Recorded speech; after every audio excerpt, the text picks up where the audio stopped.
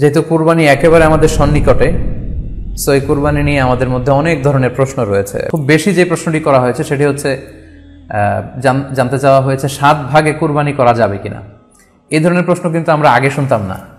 Recently কিছু কিছু স্কলারদের আলোচনা বা এতে করে লোকজন হয়তো বিভ্রান্তিতে ভোগেন কিংবা একটা ধোঁয়াশা তৈরি হয়, ফলে এই প্রশ্নটি করা হচ্ছে। আমরা আবহমান কাল থেকে আমাদের প্রিয় মাতৃভূমি বাংলাদেশে হয়তো ছাগল কুরবানি দিয়েছি অথবা গরু কুরবানি দিয়েছি সর্বোচ্চ 7 ভাগে। সো এটা আমাদের সবার কাছে জানা ছিল, এ নিয়ে আগে সংশয় ছিল না। ইদানিংকালে অনেকের মধ্যে এই বিষয়ে সংশয় জেগেছে। কেউ কেউ বলে থাকেন যে ভাগে যদি কুরবানি দেওয়া হয় 7 জনে মিলে গরুতে বা মহিষে বা উটে, এই ভাগে কুরবানি হবে না, এটা অনেকে বলে থাকেন। এই কথাটি আসলে ঠিক নয়। আপনি যদি ভাগে কুরবানি দিতে চান এটি জায়েজ আছে, এবং একটি উটে বা মহিষে বা গরুতে আপনি সর্বোচ্চ 7টি ভাগে কুরবানি দিতে পারবেন ইনশাআল্লাহ। এ ব্যাপারে সহিহ মুসলিমের একটি হাদিসকে আমরা এখানে উল্লেখ করতে চাই।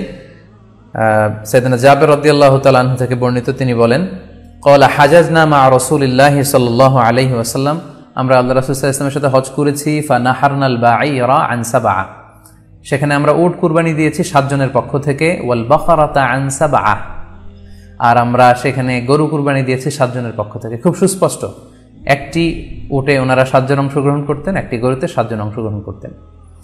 তো এই হাদিসের আলোকে অনেকে বলে থাকেন যে এটি হজের সময়, সফরের সময়, কিন্তু মুকিম অবস্থায় 7 ভাগে দেয়া যায় না। আসলে এই কথাটিও ঠিক নয়, কারণ সুনানে আবু দাউদের আরেকটি হাদিসে এসেছে যেখানে আল্লাহ রাসূল সাল্লাল্লাহু আলাইহি ওয়াসাল্লাম সুস্পষ্ট বলেছেন, সেখানে হজ বা কোনো সফরের উল্লেখ নেই। সেটা হচ্ছে জেনারেল স্টেটমেন্ট, অর্থাৎ আল বাকারাতু আন সাবআ, গরুতে সর্বোচ্চ 7 অংশ দিয়ে কুরবানি দেয়া যায়।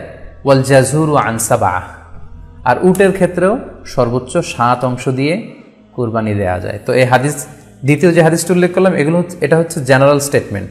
সেখানে সফর মুকিম কোনো কথা বলা হয়নি। ইন জেনারেলি বলা হয়েছে যে উটে 7 ভাগ দেয়া যায়, গরুতে 7 ভাগ দেয়া যায়।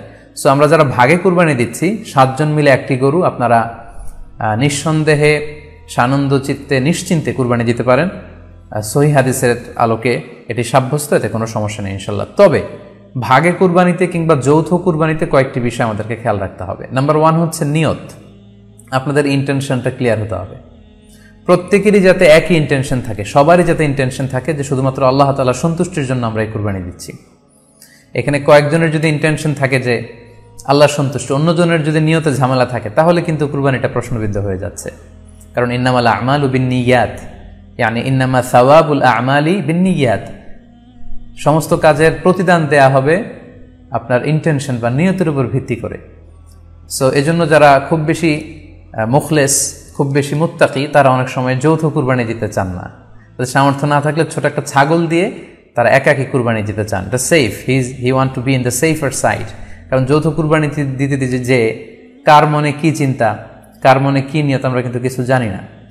সো যদি যৌথ কুরবানি দেন, কুরবানির আগে সবাইকে এটা কনসার্ন করে দেওয়া, রিমাইন্ডার দেওয়া যে ভাই আমাদের কুরবানিটা হবে শুধুমাত্র কেবলমাত্র আল্লাহ তাআলা সন্তুষ্টির জন্য, অন্য কোনো নিয়ত যেন না থাকে, তাহলে কিন্তু আমাদের কুরবানি বরবাদ হয়ে যাবে। এটা হচ্ছে প্রথম কনসার্ন। 2 নম্বর কনসার্ন হচ্ছে হালাল উপার্জন দিয়ে কুরবানি হতে হবে। যৌথ কুরবানিতে কেউ কেউ যদি এমন থাকে যাদের উপার্জন হালাল না, সেই কুরবানি কিন্তু আল্লাহ তাআলার দরবারে কবুল হবে না। সো এটা খুব গুরুত্বপূর্ণ একটা বিষয়।